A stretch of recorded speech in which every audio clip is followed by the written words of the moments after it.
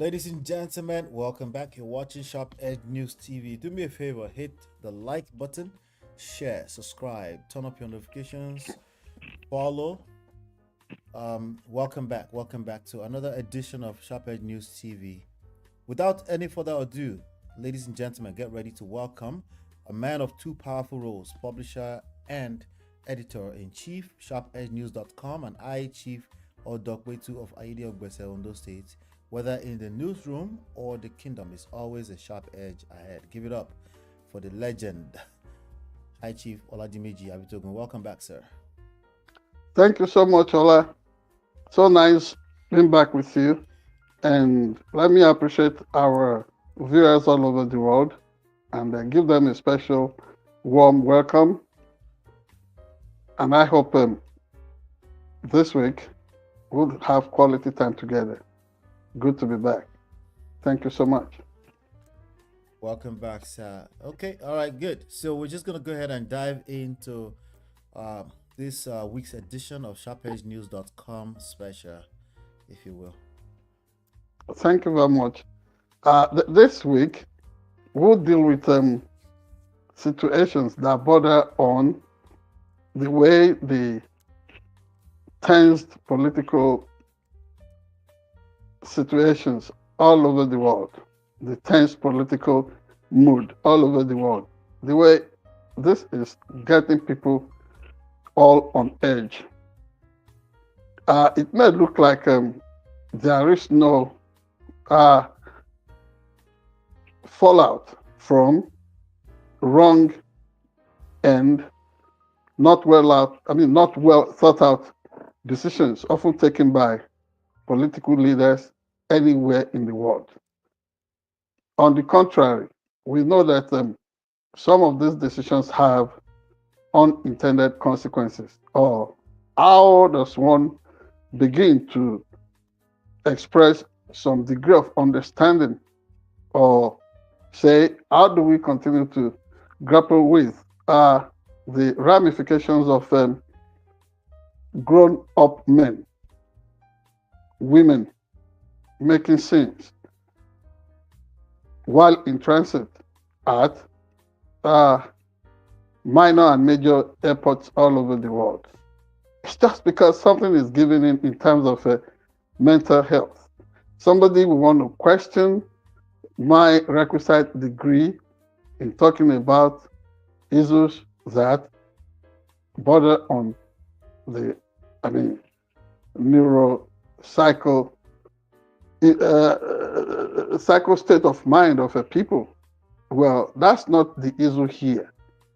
All we know is that just at the tip of an art, somebody just goes off, and then you have things tensing up so much so that people who you do not really expect to be on edge, who you don't expect to easily give in to their feelings or emotions, become so irrational. So the time known fact of us belonging amongst the highest evolved class of primates may really be kicking in the tough way. And my apologies to creationists all over the world. And I am somebody that solidly believes in the fact that God created this world. But there are things that really demonstrate that sometimes the bestial instincts in some of us, that is the nature of the beast in many of us humans, cannot really be downplayed for too long. That is where I find out that science and God do not necessarily cancel each other out. There would always be interactions between the phenomenon of creation and evolution. Yes, God created us, but I am beginning to think that we were not fully evolved when we were created. at the dawn of life as we know it now. So, all the time, little issues, wrong decisions from political leaders, economic tension, and what have you, people go bonkers. How else do we justify the fact that somebody that has always been seen as a major um, musician in Africa, somebody that has contributed to the making of the Fuji genre of music, getting so worked up, having a sense of entitlement and misbehaving? We won't talk too much about that. But if we cannot really easily put an handle on that, how do we begin to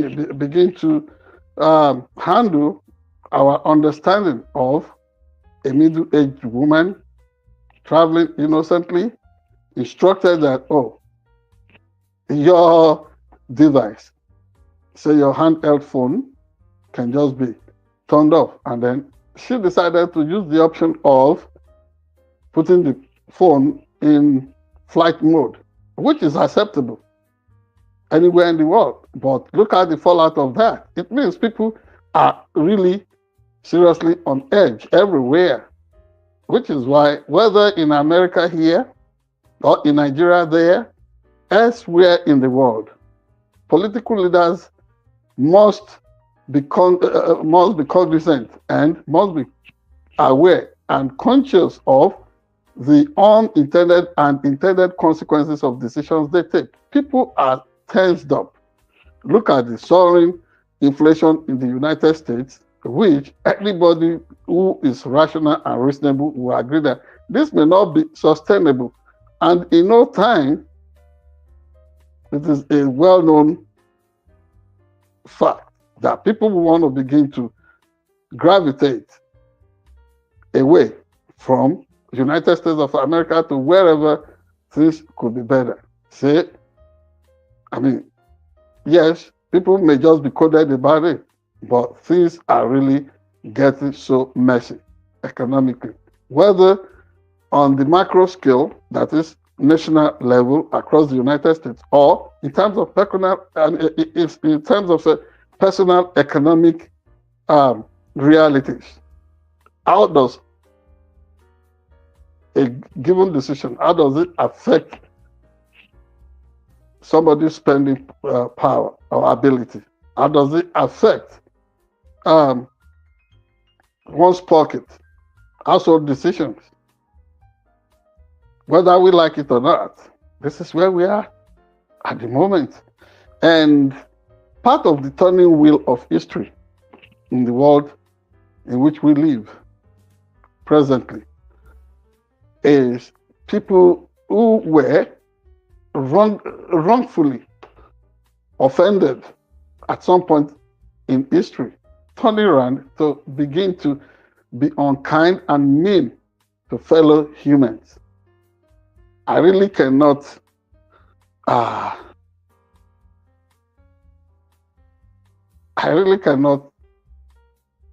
figure out why people are like that. Something must have been done against your race, your person, your family, somebody you know in the past. You condemn that, and then you have the opportunity of handling affairs in a critical way in the world in which you live, and then you are repeating that same cruelty of history. I do not understand. I do not want to be too explicit. I do not want to be too open today, but anybody can deal with the situations I am referring to.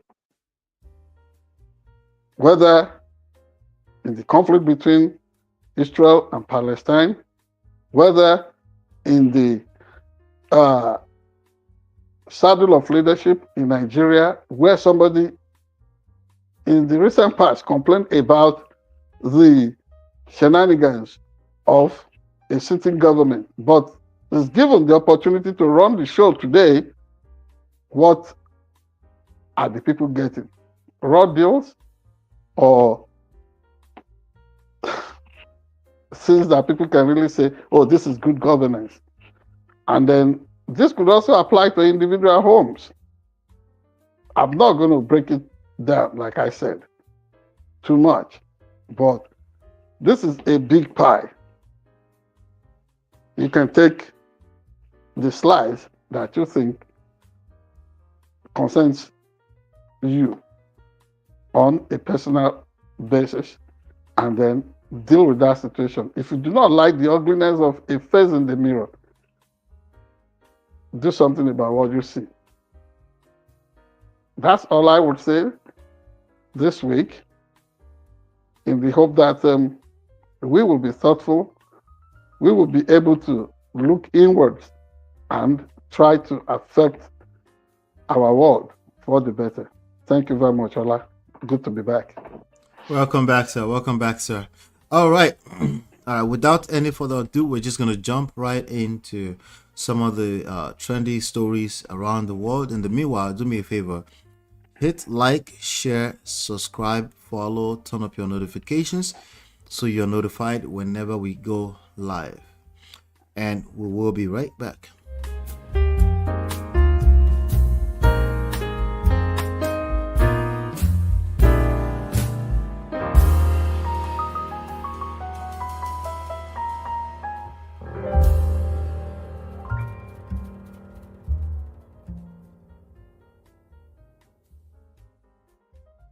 All right, welcome back. So what you're about to watch is a video of a young lady today in an altercation at, I think it was airport. Was it in Uyo or in Lagos State? I'm not sure. Yeah, that will be the initial issues happened in Uyo. In Uyo, The so it was a capital flight. of Ibom State, South Nigeria. But the other follow-up issues, the huge furor that later broke out happened in Lagos. Right. So in the first frame of this video, you can visibly see her smack the lady hostess on the face, and you can see this play. I'm gonna release the audio so we can hear some of this. She's hitting me. She is hitting me. She's hitting me.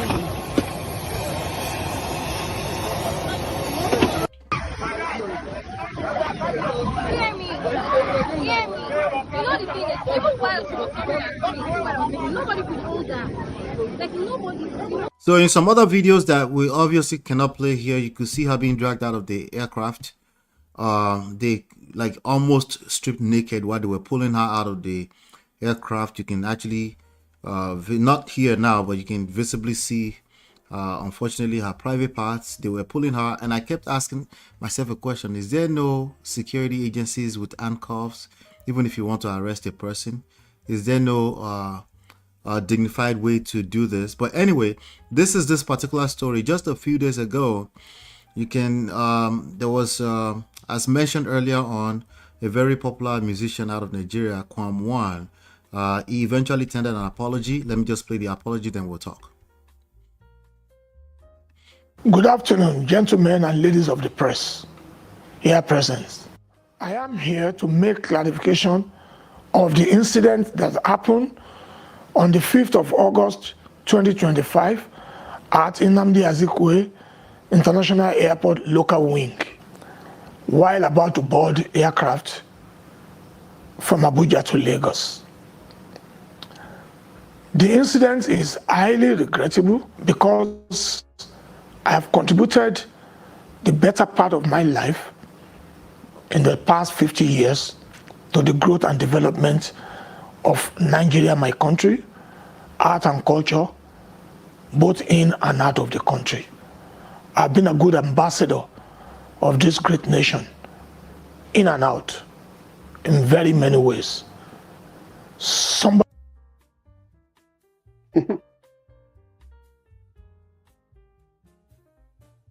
Hello? I'm here, sorry. So I'm not gonna play the full thing. As you can see, he's tendering an apology. I think initially there was news that it was banned for 6 months, and the young lady who played, is it 3 months? The young lady earlier on, Ibom Air has banned her for life on their flight, but I think she's also facing some kind of prosecution. The question that I had with the Kwam situation, then I'll let you take it away, sir, is that how are so many random people on the ramp at airport in Nigeria? I don't understand.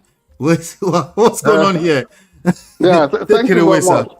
I thank you very much. I gave a hint about the issue of quality of mental health, especially for members of the public, generality of Nigerians at the moment. And what is stoking this?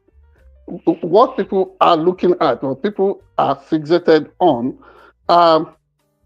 is the after effect, the what you would call the unusual display of craziness on the part of Nigerians. For example, you set a rule, you cannot do this. Nigerians want to question, why can't we do this?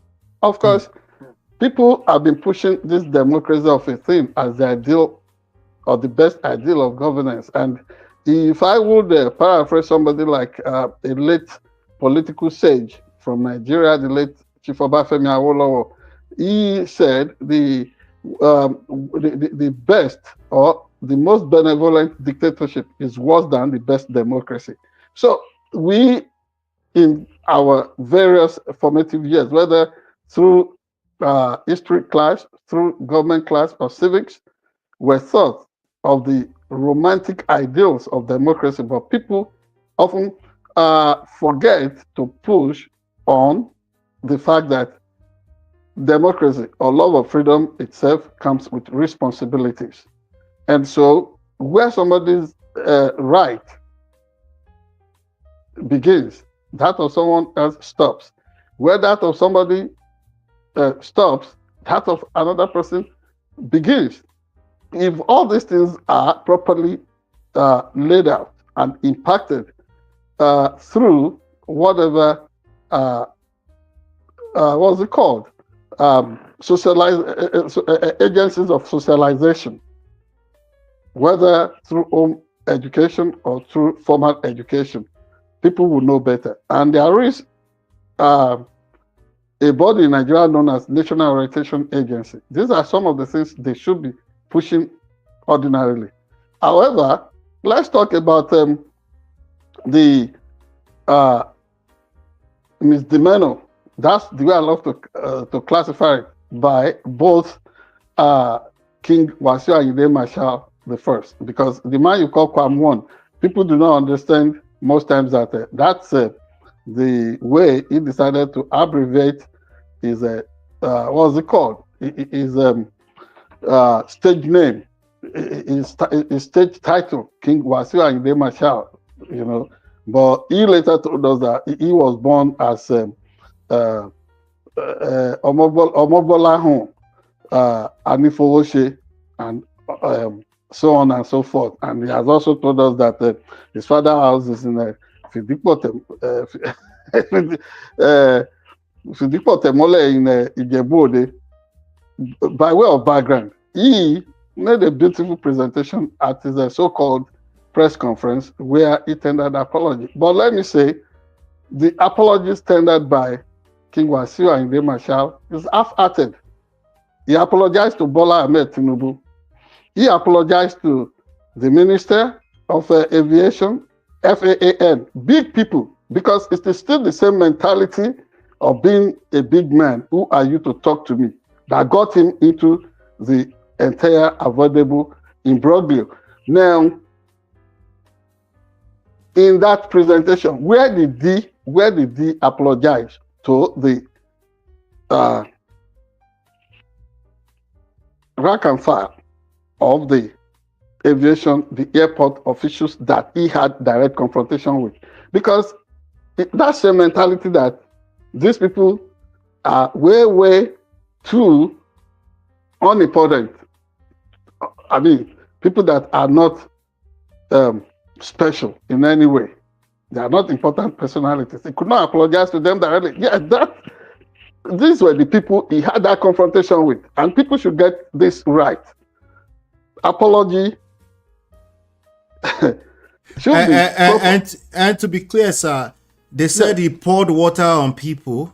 They said he That's was what very aggressive with people, and we saw a video of him trying to stop an airplane in motion.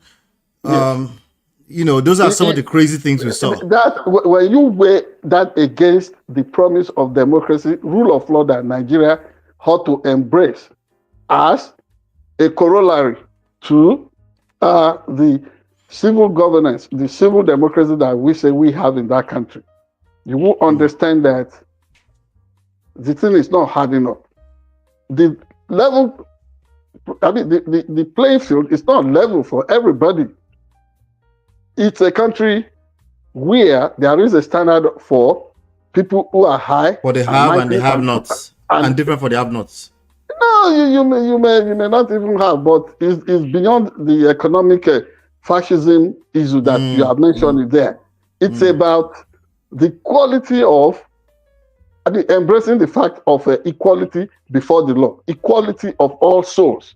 You know, the spiritual mantra of equality of all souls is what translates in the political realm to what is known as equality before the law. So is one standard for Wasiu Ayinde. We would not know, we would never be able to determine what was in that thermal, the flask he was carrying around. He said we would never be able. That's what he claimed. But some people here are saying there were other. Don't forget there was a king somewhere in Nigeria who poured a substance on is a queen consort, and then a government decided to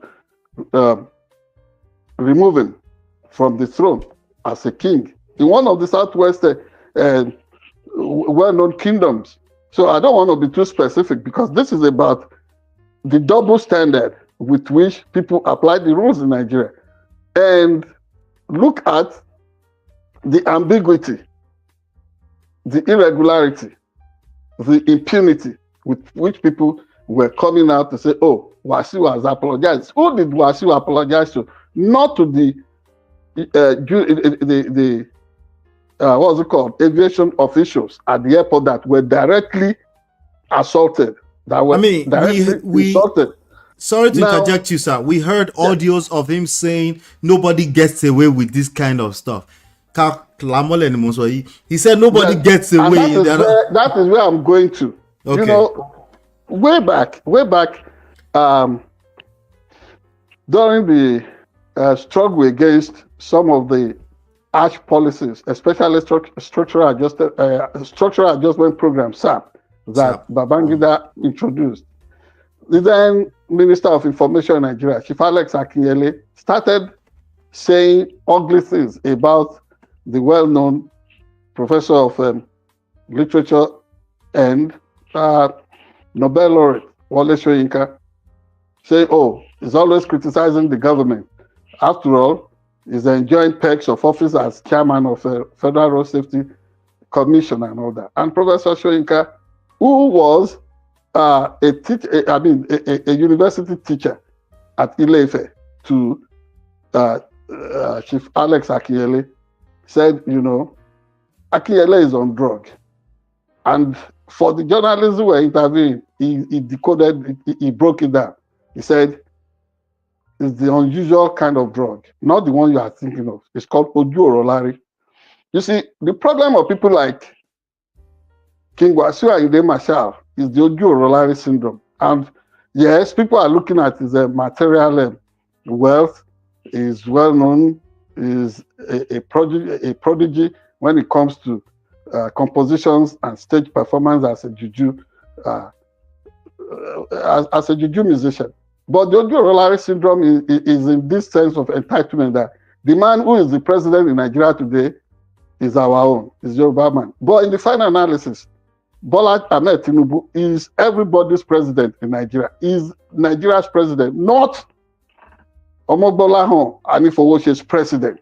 Personalizing it and then making. I mean, people like Ayinde Marshal and his friends, they hardly sleep in their homes anymore. They live in Aso Rock. They are always in and out of the place and distracting the man from focusing on the job of providing leadership for every Nigerian. That is how he got into this situation, this fiasco, avoidable as it should be. That is how he got himself into it, entangled as it's been. Everybody is trying to make excuses, but the fact that they are willing, because from reliable sources, he's been able to. I mean, in spite of the fact that they said they placed him on no fly stuff, Mm-hmm. he's been in and out of Abuja since that unfortunate ugly drama. He's been in and out. Because eventually it will be forgotten. They will lift it. In fact, they are not even going to make any conscious effort at doing anything. They will push it. They will push it in the face of ordinary Nigerians that you can go to hell. For example, that is almost like the tone that came from Abike Dabiri, the so-called chairperson of the Diaspora Commission. Right. That's almost like the tone. I mean, almost saying, what else does anybody want? He has apologized. He apologized. Just leave him alone. What's it called? Do you know what is called ba Jacob Omionwaye? Abiba Ajema Pamije. Yeah, but Ajema Pamije or Motoro Aforiji Bebe. I'm apologizing anyhow. Whichever way. Just whatever floats your boat, suck it up. That kind of condescending and snobbish nonsense from the rich and powerful. Now, you just oppose that with what happened today, or earlier today or yesterday, to Miss Comfort from Akwa Ibom. Yeah. The standard is that, yes, while an airplane is airborne, everyone is supposed to turn the phone off. But it is not also a must that the phone must be turned off. You can put it in flight mode. And I think that was the option they said she embraced. However, that is not to tolerate unbecoming conduct, indecorous attitude, and behaviors that disturb other co-travelers, and then outright umbrage and insult to the flight crew. That is unacceptable. And if that happened, we all must condemn it. Right. However, why should anybody bring out a sledgehammer in order to smash ordinary housefly? Why? Yes. Whatever Marshal Kwam did, whatever this lady, Miss Comfort Bob. I see her name as Comfort Bob. There's still another name to it, to her. Whatever she must have done, both of them, and the man that again was preventing everybody from taking off. I mean, her name is Comfort Bob Emerson. That is the one. Emerson is the one I was struggling to remember. So, whatever the situation is both condemnable. But for the assurances of a nation that protects the rights of every citizen, men, women, young, old, all kinds of people, the treatment given to Ms. Emerson is most objectionable and unacceptable. Particularly, they told her to switch the phone off. If it's not about this thing that we are sold out completely to regimental diktats, we must force people by way of authoritarian conduct. You must do it the way I want you to do it. Switch the phone off. The person puts it in airplane mode. Yes, in a flight mode. That should be enough. And then, after she had explained to them, allegedly, I was not there. No other person witnessed it other than the co-travelers there. And this person put it in flight mode. So what now warranted a situation in which the cavalry had to be mobilized when it was time for her to alight, having arrived Lagos? And then look at the way she was. Where is the dignity of a human person? Nobody is talking about all this.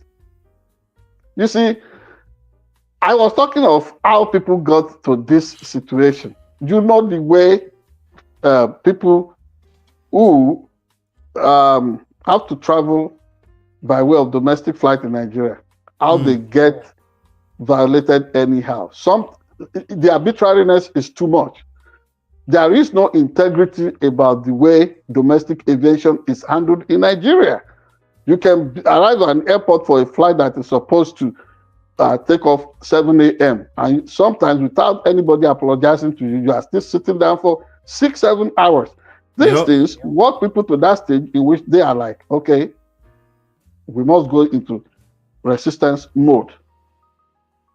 So whatever is the systemic background, anomaly, the failure that led to all this ought to be addressed, ought to be dealt with. I think it's excessive to want to think that, God save the government in Nigeria if we don't begin to hear of public disorder, or disorderly conduct, protests everywhere that, okay, the same thing you are doing to comfort Emerson must also, the same mayor must also be dealt against Kwam 1. Otherwise, a couple of things, sir. I think that last point you were just making is something I've seen quite popular in the last few hours. People want to see a comparable punishment between Kwam 1 and what some people, I've seen some people in my chat saying Kwam 2. I don't know where they gained that from. Because somebody that's been posting all this is talking of Kwam 1, Kwam 2, Kwam 3, Kwam 4. So a couple of questions, sir, and I just want to reiterate those questions. Why is Kwam 1 on that ramp? It's on the ramp at that point in time. No, it's a rhetorical at this point. I'm just saying, how did we make this far, right? Where a bunch of people, when aircraft is about to take off, are hanging out on the ramp to the point where he felt the need to do what he did. I don't know, maybe he was drunk or something. And then why would the pilot? How did the pilot get the clearance to move that aircraft at that point in time? That's the second question that I have, sir. I'm going to lump the questions together so you can address them. Then when it comes to what's her name, Comfort Bob Emerson, right? Yes. Like you've rightfully said, where are the security agencies or just a regular security with a simple handcuff? They don't need a gun. Just a simple handcuff. If you want to arrest a person, you want to restrict a person, the way they were pulling her, she could have hurt herself. She could have hurt someone. It was just... They probably even ended up hurting her already. Yes. So because if this was me, if I was either Kwam 1 or Kwam 2, I am filing lawsuits. I don't care what I did to get to that point. I'll be filing a bunch of lawsuits. You are talking as an American. Okay, it's because the office of the citizen in the United States of America is the biggest deal. In Nigeria, it's a struggle to even understand that that people exist is an existential issue, dealing with the fact that Nigerians ought to be dignified, ought to be respected. The government only mouths it, whether they are talking of citizen diplomacy or talking of respect for the person of the citizen, whether alive or dead. For example, I watched the kind of discussion between Dr. Ruben Abati and Rufai Oseni the other day, when Abati was trying to make it, what's it called, a teachable moment, a moment for people to be able to learn that graveyards are supposed to be, taken care of, are supposed to be places where people go to honor the memory of the dead. But in Nigeria, where religion has condemned everything, the people who brought the strange teachings that, you cannot honor the memory of your ancestors, it's like ancestral worship and all that. Nonsense. They see the way they take care of. You have seen graveyards in America here. You can sleep there. You go there for picnic. You honor the memory of your departed ones. But in Nigeria, no. Your ancestors cannot be remembered. The psyche of the average African has been affected. And when Dr. Abati was pointing that out to, on the program on what's it called, Arise TV, you could almost see the expression of unbelief and trying to reduce everything to a joke by trivialize it. By like this one doesn't know what he's talking about. That's right. The same thing is what is going on in Nigeria. Whether people are alive or dead, they are not respected. The dignity of the human person is not respected, which is why you can see rotten corpses on the streets of Nigeria at times, which is why you can see people being massacred anyhow, and then it becomes the new normal in Nigeria. I mean, if somebody drops dead today in the US, the way the body is removed, the way everything is mummified, or if it's going to be cremated, it is done with utmost respect. Absolutely. You dare not overtake. You dare not overtake a funeral procession. The what's it called? The body bearing carrying hearse from the funeral home in the United States. You have to give that moment, that respect to the departed. In Nigeria, it's not like that.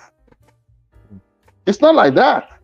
And so this is why Nigeria is the way it is. So, to the question you have asked, they have said what was in the flask was water or whatever. I don't know the water from Jerusalem or Lebanon or Saudi Arabia that he was carrying in that. He said he was dehydrated. He wanted to stay dehydrated. All those excuses, we will have our doubt, but that's what he has said. But if he's not been drinking something, only God knows what he's been drinking that day from that flask.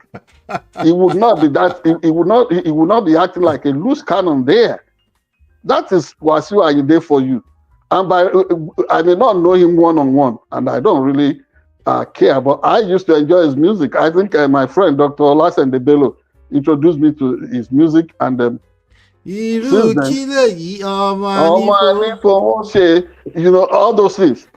I mean, respect to Kwam, but we need to do better. Yeah, good. The point I'm making is this. Yeah. Whatever he's been drinking could have affected his judgment. The judgment for that moment. And in the case of Miss what's her name? Miss Comfort, Emerson.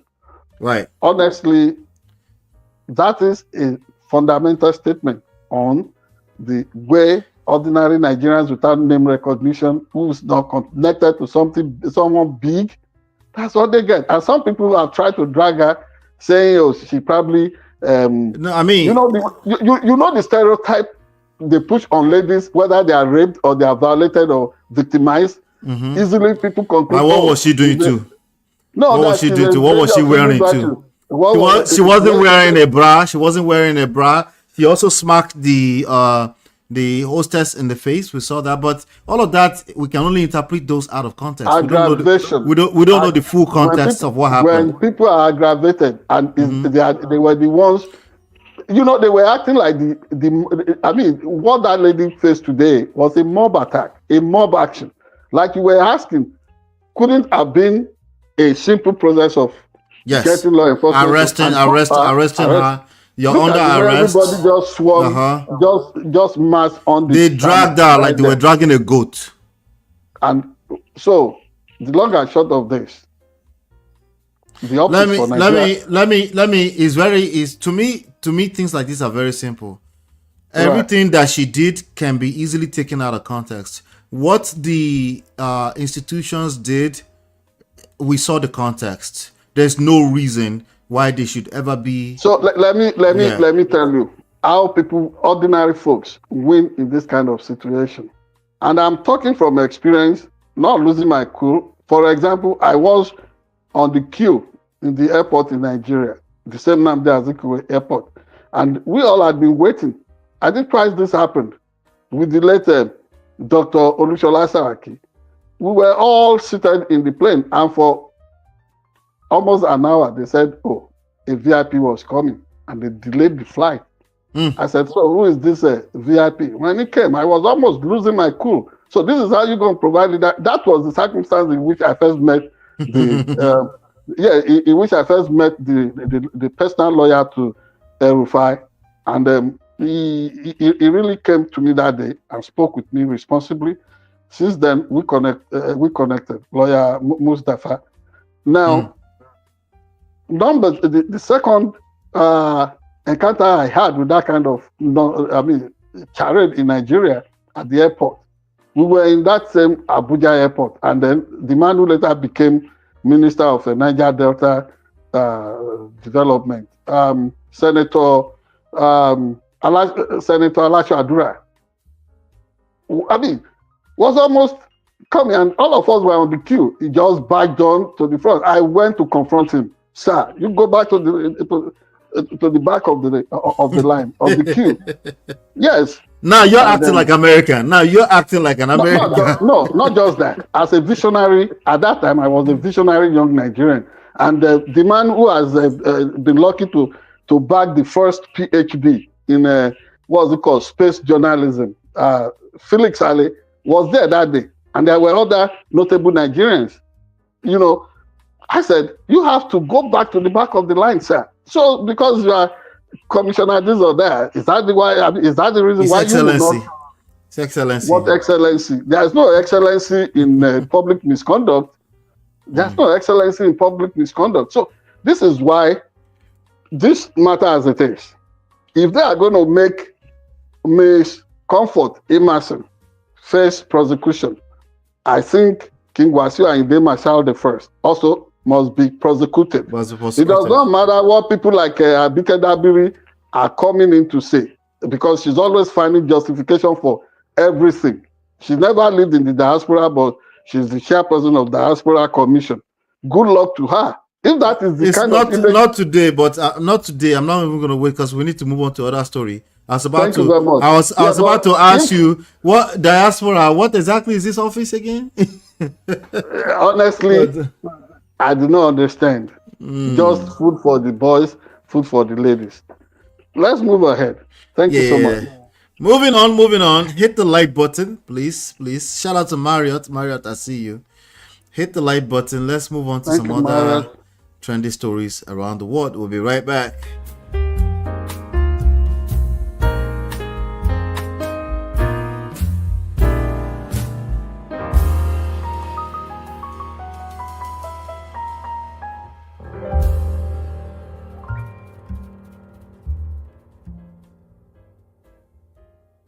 I'm announcing a historic action to rescue our nation's capital from crime, bloodshed, bedlam, and squalor, and worse.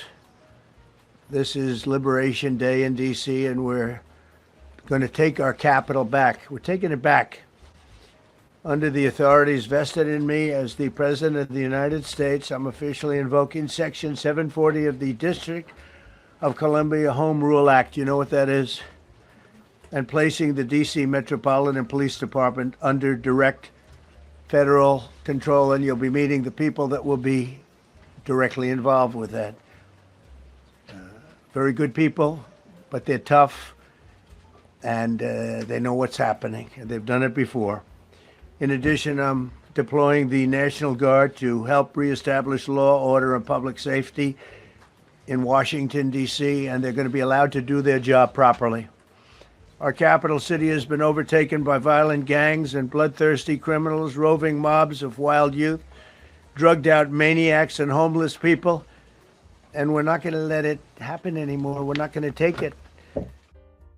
All right. So what we're dealing with here, we have President Donald Trump today seizes control of Washington, D.C. police and deploys National Guard. President claims U.S. Capitol overtaken by violent gangs. I mean, is this the first city in the United States? what is special about this particular city outside of the fact that he lives there? Official duties, you know. I'm trying to understand this thing, but let me read this to you, sir, before we continue. It said Defense Secretary Pete Hegseth, who was among officials joining Trump on the podium, said 800 National Guard troops would take to the streets of Washington over the coming week. They will be strong, they will be tough, and they will stand with their law enforcement partners. Trump, who lost the presidential election in D.C. to Democrat Kamala Harris by 86 percentage points, added that he may send in the military if needed. Sounds like the sledgehammer and the flies again. What is going on? Well, you understand the dog whistle that is going on there. It's called dog whistle. And, it's a place by demography having remarkable and appreciable presence of black folks. I think this is what is about, number one. Number two, you are broken it down. Kamala Harris won. And, this is a well-known territory for the blues. That is DNC, Democrats. So this is an harassment. So I do not know who used to call the shots when it comes to law enforcement, but come to think of the irony of this action itself. Is it the same DC Metropolitan Police that, whose members got clobbered during the January 6th insurrection that he is now pretending to want to take charge of? I think, like you said the other time, the American in us understands that some lawyers already will be dusting up their law books. And then are you okay? You will be seeing actions flying in the law courts. And I don't know if it's within his purview to mobilize the National Guard there. If it's, within his purview. But all I see here is that somebody is again being clever by an inch. That is, cause a distraction from the major thing that is dogging this country at the moment. Run away inflation. The tariff thing that has been given the backlash in terms of trade imbalance and all the other negative things that have been scored in the wake of his attempt at clamping down on so-called, I do not know if it's illegal immigrants anymore or people who had committed offenses, because now we also find out that it's on the plate that people's citizenship can be revoked. People can be denaturalized. Those things are the things that are going on underneath. And to make sure that the people's attention is not on it, the people are not focused on it, there must be distractions being engineered. For example, let me sorry to interrupt your thought process there, sir. Let me shock you with some stats so you can add this on, right? According to TheGuardian.com, they decided to do some fact checking. They said, but violent crime in Washington, D.C. has fallen sharply since 2023. Shaking off the pandemic increases to reach a 30-year low on the day Trump took office, and has fallen 26% further this year, according to weekly reports from the Metropolitan Police Department. The change in crime rates is consistent with dramatic decreases in violence in large cities across the country. The capital is much safer than it used to be. In 1991, it was branded the murder capital of the United States with the killing of 482 people. By last year, the total number of homicides had fallen to 187. This year, the rate is on course to be lower. Nonetheless, Trump ordered a range of federal law enforcement agencies to deploy onto DC streets over the weekend in a surge. About 450 officers from the United States Capitol Police, the Federal Protective Service, the Bureau of Alcohol, Tobacco, Firearms, Explosives. At the press conference on Monday morning, Trump painted a nightmarish portrait of a city, and I quote, overtaken by violent gangs and bloodthirsty criminals, roving mobs of wild youth, drugged out maniacs, and homeless people. Just wanted to add that onto it so you can know. Yeah, we're still speaking to the same. There's a disconnect. The same situation. Yeah. There is no disconnect here between you and I. The person that has that disconnect is the person who talks in hyperbolic terms. Every time this man opens his mouth, you can be sure that a lie will fly out. It's one lie, 1 second, every second, another lie. That is what we are really faced with. For example, there is this bus station around the Howard University in DC. Of course, you know, Howard University is the black equivalent of Harvard.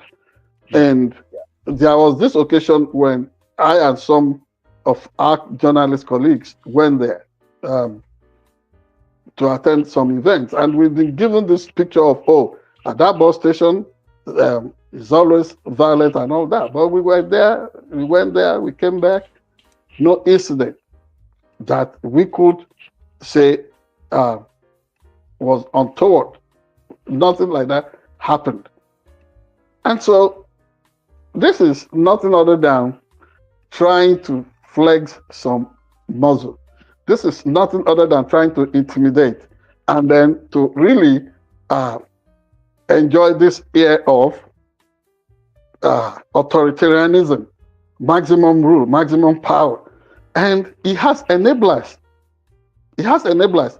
But one thing Donald Trump should understand is that this is a 4-year term. Already 6 months out of that is gone. 3.5 years more. The nightmare, not in the one that was imagined in what he presented before the nation this morning. This nightmare, this collective anomy, foisted on all of us Americans, will also pass. Another 3.5 years, this also will be history. Just that 1 minute under Donald Trump is like eternal torment concerning what the founding fathers had envisaged, the vision they had for this country, the progress made over the years, how everything had been upended within hours of his coming into office. And we still, wallowing in it. For example, how he easily hands victory to people or to countries that have been adversaries to the United States of America. For example, look at that easy win for Vladimir Putin, inviting him over after Putin had been the blood-sucking vampire, killing innocent souls in Ukraine, and then is given this free pass, come over to Alaska, sit down for a negotiation. And what negotiation? Oh, Ukraine, you must give away, you must concede away your territory, considerable parts of your country. And thank God, those ones are saying, not on their watch, not on their watch. Should anybody be backslapping, should anybody be extending an invitation to Vladimir Putin at this time? And so, the ground is shifting. Look at the way the dollar has lost so much in value. Look at the inconsistencies that is affecting the fundamentals of America's economy at the moment. Look at everything that is sliding by. And countries like, you notice part of the distraction. After he had said, because today now, according to him, is Freedom Day in DC. The Freedom Day he declared the other day, during the time he promised to unleash never seen before quantum of tariffs. It's not part of, probably DC was not included on the on the map that day. Today is, according to him, and I'm just trying to parody him here, that, today is Freedom Day in a DC. Good. But while he is marketing this warped vision of victory and freedom, you see that it's not able to really clip or contain the economic ascendancy of countries like China. Russia too is benefiting by to some extent. And for us who are people of African descent, not in the gloomy way is put it, I think this is an opportunity for us to make something out of this moment, make sure that we look inwards, appeal to our creative capabilities and make sure that we have appropriate response to all this. See, what I think may happen, if you look in history, during the years of, what's it called? During those years, John F. Kennedy was making sure that civil rights were given to the oppressed and the subaltern people of the United States of America. One thing that was really rampant on the streets of Washington, D.C. was the way folks used to assault diplomats that were of color. People who were African diplomats then were always assaulted, and because of the discriminatory tendencies of that age, Jim Crowism, Now, I suspect that we may be back in that era, just that the circle, inadvertently, people will be violated. Diplomats, ambassadors, what have you, that are of colored race, black people, brown people, all kinds of people. But at the end of the day, the excuse will be given that, oh, we never knew that these are diplomats. We never knew these are international figures. We never knew these are tourists coming to the United States of America. But watch out. This is the gloomy picture that I see. And God save all of us. Going forward, the resistance must begin to coalesce. The resistance must begin to build up. You don't wait until the deed is done, that the damage is already irreparable or irreversible before you take action. Like Obama would always say, people do not need to boo this man. They should just mobilize to vote him out. All right. Thank you so much. Thank you so much. We're 57 minutes into the show. We have another trendy story that we want to run through. Hit the like button, share, subscribe, turn up your notifications so you're notified whenever we go live. And we will be right back.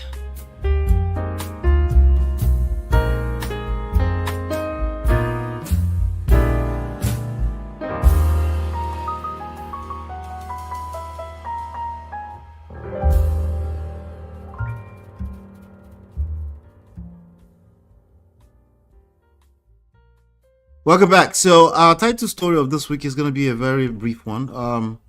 Dele Farotimi versus Peter Obi, the big fight over 5-year one-term rule. Well, I don't know if it's exactly a big fight, but there's a publication here, an article on channelstv.com. It says, I'm interested in what Obi plans to do with one-term presidency. The lawyer stresses the long-term impact does not require a long stay in office, adding that past presidents didn't maximize their time in office. Human rights activist and lawyer Dele Farotimi has said that Nigerians should be interested in the former presidential candidate of the Labour Party, Peter Obi, to achieve, if elected as Nigeria's president, to serve for a single-term presidency. Farotimi, known for his outspoken advocacy for justice and systemic reforms, stressed that long-term impact does not require a long stay in office. I quote, I first heard this one-time presidency idea from Peter Obi during the election cycle. It's not about how long he says he wishes to serve. I'm more interested in what he intends to do with that time. And if I ever run for the president of Nigeria, I would require more than 2 years to do everything I need to do. You don't need a long term to achieve lasting change. But the question should be, what does he intend to do with the one term? Farotimi said on Monday's edition of Channel's TV breakfast program Sunrise Daily. He argued that Nigeria's past leaders wasted longer periods in office without meaningful progress. Olusegun Obasanjo had 8 years. What did he do with it? Muhammadu Buhari had 8 years. What did he do with it? He ruined Nigeria. President Bola Tinubu has had 2 years and he's taking us back 50 years. Jesus. So it's not really about how much time the person spends. It's a function of what they do with the time that they have, he said.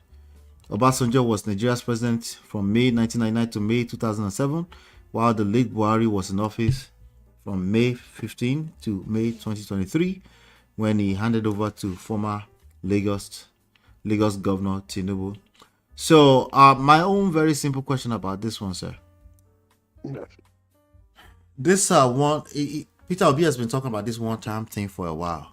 Okay, he's actually suggesting a one term of 5 years. Is it? Do people care? Are people impressed? Thank you very much. You said this should be short. I intend to make it short. Mm-hmm. When you look at the position of Peter Obi and what Farotimi canvassed about, his interest in knowing what he intends to do with the single term of 5 years or 4 years, as the case may be, that you will find agrees completely with that position, agrees completely with what I said last week on this platform there.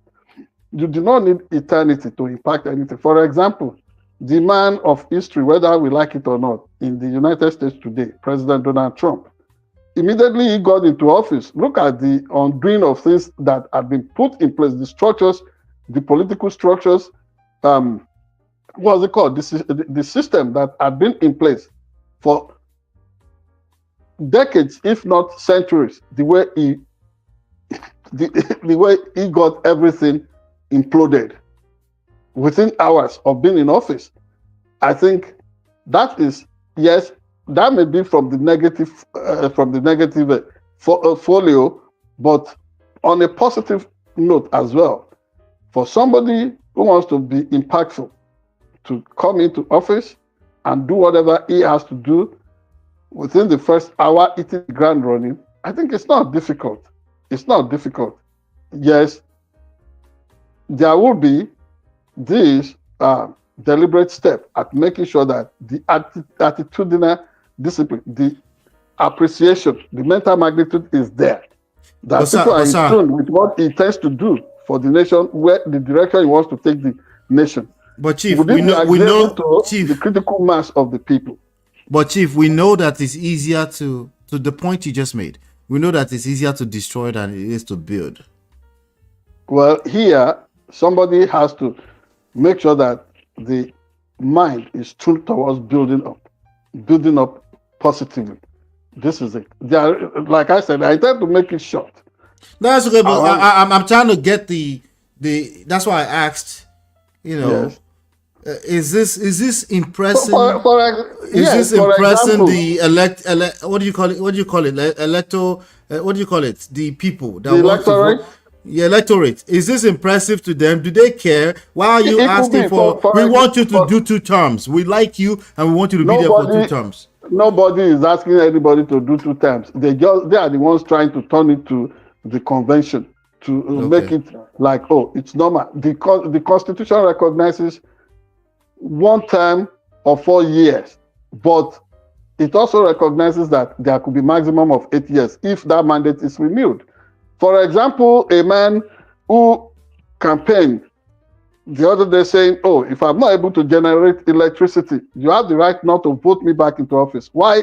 Knowing fully well that there is no electricity in Nigeria now, why is he asking for? Why would you want to ask for another 4 years? And people, you can be sure that the sycophants are already there. They would want to beg him like they used to beg Abacha to run for the presidency. As if, they are the ones that would really ignite the whole thing. They are the ones that will instigate the crowd to come and beg them as if the survival of Nigeria depends on their second term. If, from what we know, the first term, people who are serious really accomplish a lot.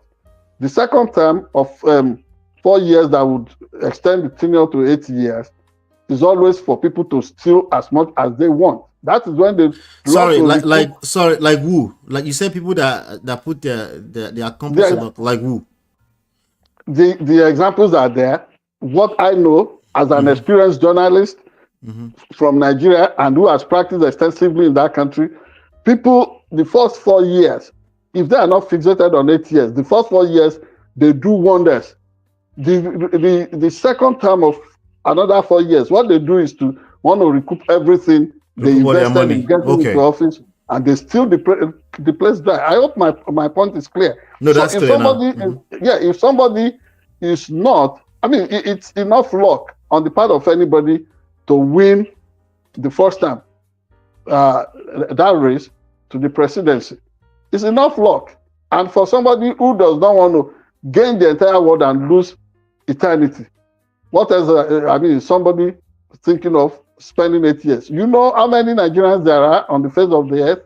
So if more than 200 million people are qualified to run for that office, and then you are lucky to have been there 4 years, why don't you just yield and let another person be there? Whether it's 4 or 5 years, it does not matter to me, even if it's the 8 years. But you must be focused, know what you want to do, impact things. For example, the culture of impunity, that is making rule of law to mean actual rule of law as a sequence to democracy. That is what Nigerians urgently need. For example, we were talking of one standard being used for King Wasiu Ayinde Marshal on the aviation breaches. Another standard being used for Miss Comfort Emerson. A country that really wants to be taken seriously does not do that. There must be righteousness that has to roll across the country, and then you do not begin to say that, oh, these are my people, Yoruba folks, or that one is Igbo, that one is Hausa. You have been elected as the president of the entire country. You cannot really be so nepotistic or inept to the extent that you alienate some people and you make it look as if some people are aliens in the country. And then how about the fact that deliberately people, there are more than 400 nations in the Nigerian, in the country called Nigeria. So we must be inclusive, all embracing. And so Peter Obi is not out of line. And there is no big, what's it called? There is no disagreement between him and his supporter, what's it called?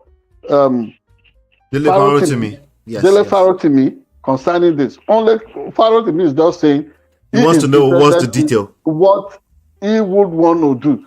Mm-hmm. You give me that opportunity to what I will do. I know what I will do. It's just to make sure that there is fairness, there is justice, not just in terms of politics, but economic justice for everybody.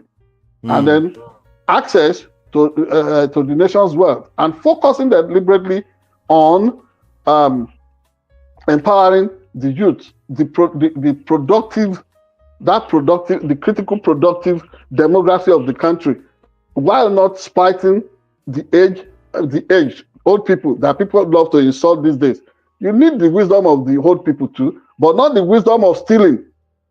Please underline that. Not this, the wisdom of destroying the nation, like some of them, so ignominable as we would describe them, have done in the past. Carry everybody along. People have things to contribute, and don't make it like an exclusive court of power for some people to the detriment of the vast majority of Nigerians. An inclusive government, and you see somebody who is able to articulate things, reach out to them. Let them also be at the table.